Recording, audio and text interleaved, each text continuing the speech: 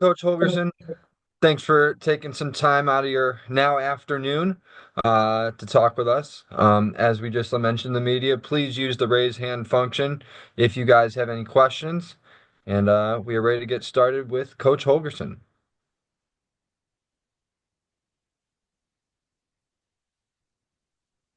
Anybody want to go first?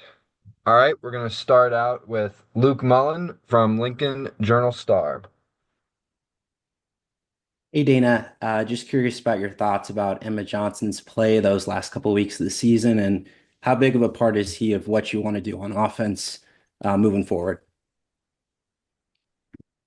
Yeah, he did a nice job.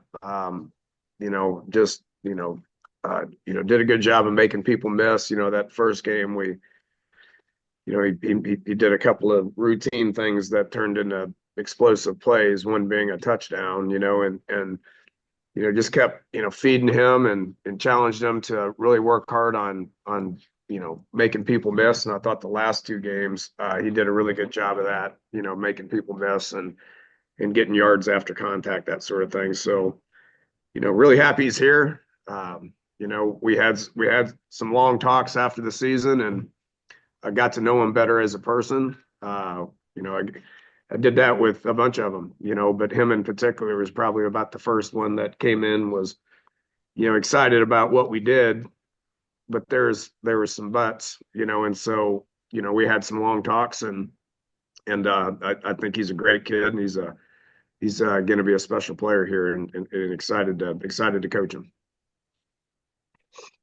Next, we'll go to Sam McEwen from Omaha World Herald. Hey Dana, how have you adjusted just to the realities in the transfer portal of guys kind of leaving midstream here? You had a tight end leave, and now running back is in the portal too. As you have to try to build a game plan and not always know who's going to be available, what are the challenges, and how have you adjusted?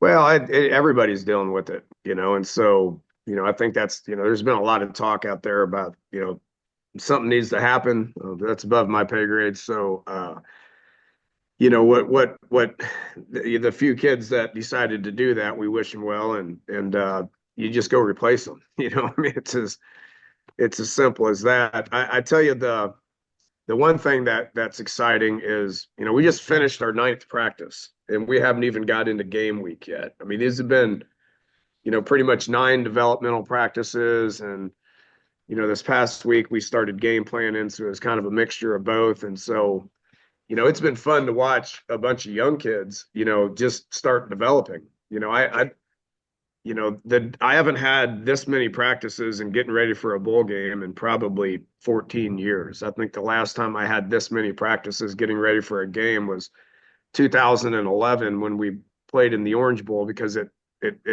was like a January 6th game. So we just had time, and there wasn't that much recruiting.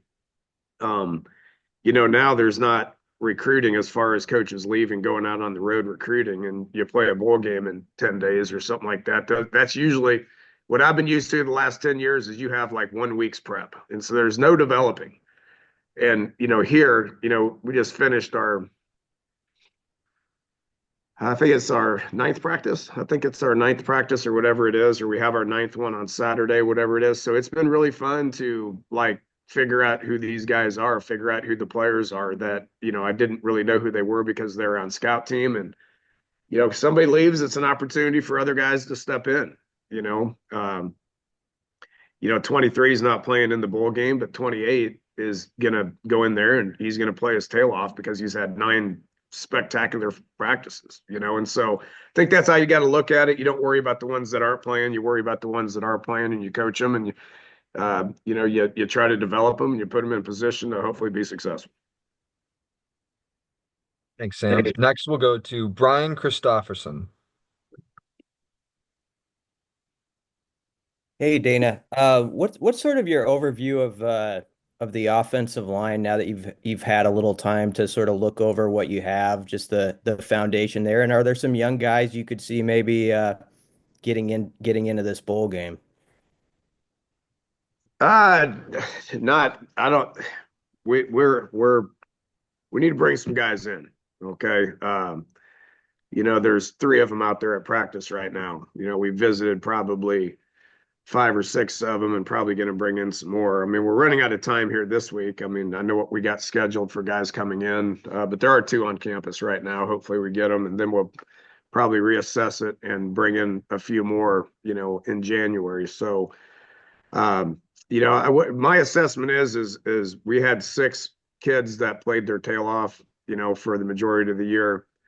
And Coach Raiola didn't feel, good enough yet to where you put some other guys in. I do think these 9 practices have been good for those guys, and I really haven't sat down and talked with him about that. He's as good of an O-line coach as I've been around. I trust him to get those guys ready to play and put them in position to be successful. And if he doesn't feel like they're ready, then he's not going to put them in, And so, I liked what I saw out of the guys. I thought they got better for the last 3 weeks, and I think they're eager for game week to go out there and play their best game, a week from Saturday. Thanks, Brian. Next question will come from Matt Satil.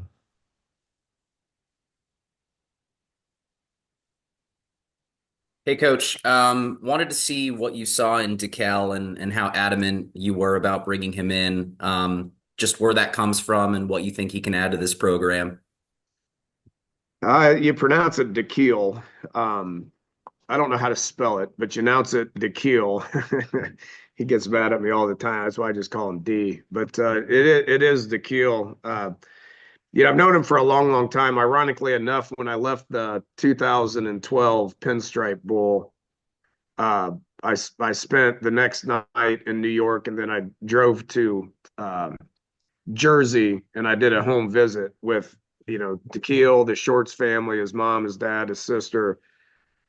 Just a great family. I'm close friends with his family, with his dad in particular. And I mean, DeKeel's he's like another son to me. Him and my son are super close, but great player, 4-year starter, team captain. Couldn't run very fast, or he would have played in the NFL for a long time. Tough, smart, savvy, just a guy that you want to be around. Was my player personnel guy for I think 2 years at West Virginia, and then 2 years at Houston, and he made the jump to where he was a receiver coach, great recruiter, flipped our Houston room quickly, and is now gonna have the task to get some wideouts in here that can really make a difference, and I think we'll do that here in the next week. He's an elite wide receiver coach, an elite recruiter. And he's on the right side. Rule likes him because he's a Northeast guy. Coach Rule likes him because he's a Northeast guy, but he's just very personable, and he's a hard worker, and we're excited to have him. Next question will come from Mitch Sherman from The Athletic. Hey, Dana. What's your vision for the tight end position moving forward, both next week and beyond, with Heinrich now playing that spot, and the young guys you have, and also do you expect to have Fedoni in the available in the bowl game? Yeah, he's had really good practices. I've been very proud of Thomas. I mean, he's treating this like it's camp. I mean, he's out there just playing his tail off every single day. Luke has been playing his ass off for the last 9 days. I mean, he has all season, but those 2 guys, their reps have went up, obviously because 87 is going to go do something else. But, Heinrich is transitioning, and looks really good, and so he's another body. The more of those bodies we can put out there, the better. I mean, Wood 16, brings that kind of a body type. I mean, he's not really a tight end, but he's a move around H-back kind of guy. Carter Nelson is a guy that's going to grow and develop into that. So the more of those bodies we can have, the better.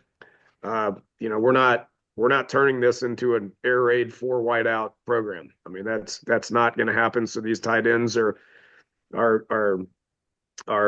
important, and there's probably 2 or 3 other ones that got a whole bunch of reps here over the last 9 practices that excite me, that are all young and going to keep getting better and better. So, Coach Satterfield's doing a great job. He's he's an incredible tight end guy and run game guy to the point to where he gives me ideas and puts those guys and drills them, and it's been cool.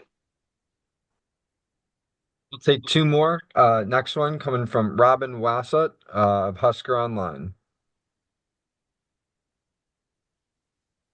Hey, Dana. I know when you got here, these first few games were kind of just about making the transition as seamless as possible with terminology and trying to keep things as consistent with the guys as you could. Looking forward to the off season, how much do you plan on putting your influence just in terms of terminology and trying to make it your offense as opposed to trying to blend into what Nebraska had been doing?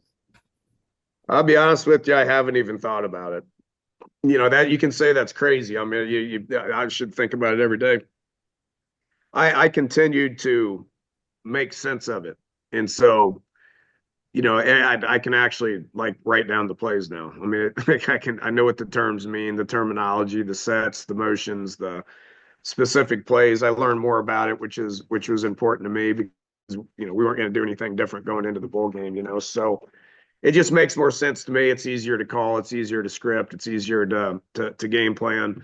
What that looks like is between me and a bunch of meetings here and the coaches when we start, in January of trying to narrow that down to kind of see where we're at. I've always been a personnel driven guy. So whatever our best personnel is, we're going to come up with ways that makes sense to everybody to get those guys in position to be able to make plays, And so the one thing I really like about this offense is it's got the ability to be able to do about anything. So, it wouldn't narrow it down from a game planning perspective, but kind of what direction it takes. I'm excited for those meetings in January, February, March leading into spring ball. Go back to Brian Christopherson for the next question. Hey, Dana, what can you say about this Boston College defense, what you've seen of them and what challenges they're going to present you? Yeah, they're a good football team now. I got to know Bill O'Brien when he was at the Texans down in Houston and followed his career, and he's a dang good football coach, and then taking over for Coach Hapley, which is a defensive guy, right? And so they do a great job defensively. I mean, their front seven is experienced, old, active, deep. I mean, they play three deep and all that stuff, right? They play a lot of man coverage. Their secondary is always in the right spots. The turnover thing is concerning. It's why we lost the Iowa game, and so we got to make sure that we're focusing on that. They're a good football team, well coached. Got a lot of respect for what they do. And then, I'm telling you, it's going to be a challenge for us defensively. We knew it would be going into the Iowa game. This is very similar because, they're just stingy on defense, and we got to take care of the ball. We got to score in the red zone, and they're good on third downs too. So when third downs are there, we got to do our best. It's going to be a big challenge for our offense going against what's a great defense. Thanks, Coach. We got one final question from Sam McEwen. Hey, Dana, I've seen Dylan Raiola progress over the last 2 or 3 weeks, and what do you like about his game? What more have you learned about him as a player, just in the bowl prep camps? Yeah, just his intelligence, it never ceases to amaze me. I sit in those quarterback meetings, and Coach Thomas is an incredible quarterback coach and very smart and drills them on protections and coverages, and Dylan's always got the right answer. I've never been around a freshman quarterback that has those answers. I've been around, freshmen in general that are playing at a high level, but not to the point where they understand those questions. So I think the thing that stands out to me is just his football intelligence. You can tell, you can tell that Dad and Uncle Donnie, Dominic and Donnie were probably putting that kid in a film room and showing him a bunch of video when the kid was like 10 or whatever it was. So it's amazing, and it's been fun to kind of see that side of him, in recruiting. I think he's at like every dinner when all these kids come in to, for the transfer portal visits. I think he's there most of the time because he understands the importance of getting guys in here that can help us win. But just a team guy, great guy to be around. Obviously talented and going to continue to get better. One more follow-up. Are you guys going to look for a running back in the transfer portal now that Dowdell has decided to move on?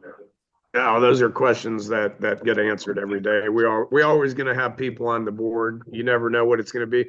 I mean, let's be honest. I mean, the people are playing in bowl games, and they got 5 days after the bowl games are over to be able to get into the portal. And so I think that's going to be moving forward, just an ongoing conversation of, build your list, because if something happens, you got to be able to get out there. And I think Coach Rule does a great job of that. He's honest nonstop. Just make sure we have people on the boards to where if we need guys, let's go do it. And if it makes you better, then you certainly better be able to do it.